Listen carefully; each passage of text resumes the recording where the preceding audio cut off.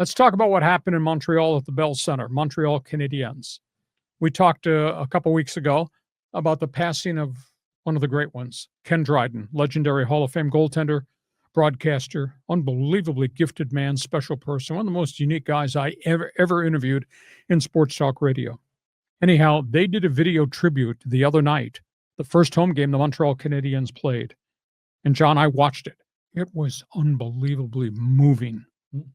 And they ran a 3-minute clip about Dryden talking about his life in politics, life in the media, life in college at Cornell, life with the Montreal Canadiens, and what it meant to play in Montreal. He said his goal of his career was to go from Cornell to the Hockey Hall of Fame, and he did that. So they ran this very emotional video, 3 minutes long. The arena was dark. And then when the lights came up, the only light that came up was at one end of the ice where they had the goaltender's crease and the cage. And on the cage, as they brought the lights up, was Ken Dryden's historically designed goaltender's mask. Nice. It was amazing. And the fans came out of their seats. And then they took that light down and they flashed the light to the Montreal bench. And they had on the Montreal bench every Canadian Hall of Fame player who's still living who was part of the Dryden era. Really? It was really cool. Now, sadly, there was no Guy Lafleur, there was no Jean Beliveau because they passed away. But I mean, everybody from that era was there. I mean, it is one of the great ceremonies I've ever seen. This is for an exhibition game. No, this was the home opener. Oh, for the home season. opener. Yeah.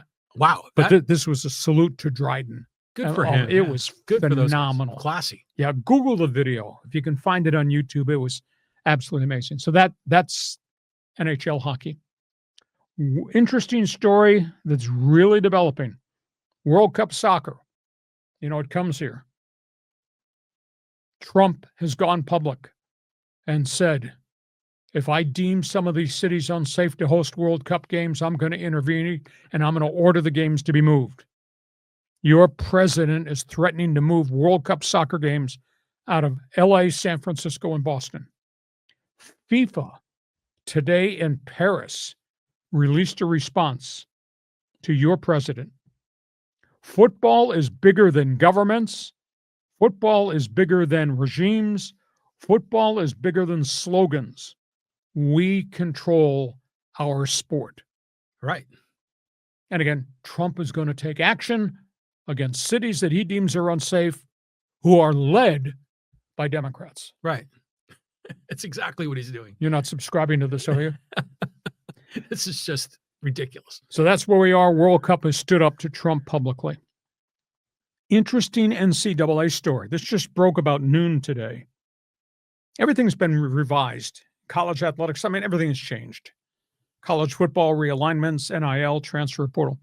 NCAA is negotiating with help from FIFA to redo everything in college soccer. They're talking about revising everything as it relates to Division I soccer, which is 213 schools. So a lot of big-time powers in college soccer. They want to do this to set a standard of excellence for the training and teaching of players that's equal to the standard of excellence that European young players or South American young players get at academies. What they're talking about is changing soccer schedule. You would play from September through April. First time I saw that, and I said, how the hell is that possible? University of Vermont has a great soccer program, Syracuse, etc. How can they play in December and January in the snow? What they've done is September through April, there'll be a winter break in December and January. What they want to do is have more games spread out on the calendar, give the players more time for recovery, more times for training, and it would be a better fit, equal to the players around the globe and how they train, how they play, etc. They're also talking about removing conference affiliations, saying it makes no sense. Hey, you're listening? Southern Cal, UCLA, who jump conferences? Makes no sense to make soccer teams travel across the country to play in all these crazy schedules. What they would do is take UCLA soccer program out of the Big Ten, Southern Cal, Oregon, whomever, and put them in regional conferences. They would have different tiers of regional conferences based on successive program and size of university. So Southern Cal and UCLA and maybe San Diego State and Washington and Oregon, who've got historically good soccer programs, would all be lumped together in a regional thing.